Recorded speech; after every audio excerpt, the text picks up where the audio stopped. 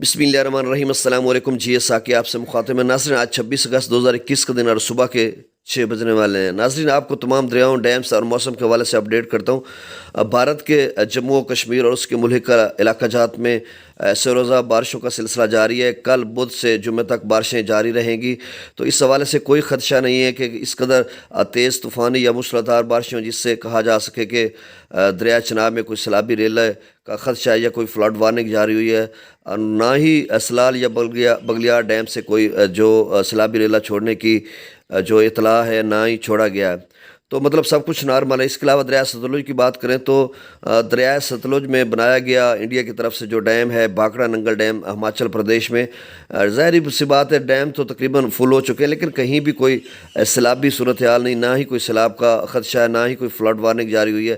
اس کے علاوہ دریائے راوی کی بات کریں تو وہ بھی نارمل بہ رہا ہے۔ دریائے چناب کی جیسے میں پہلے بتا چکا ہوں کہ کہیں بھی کوئی سیلابی صورتحال نہیں ہے۔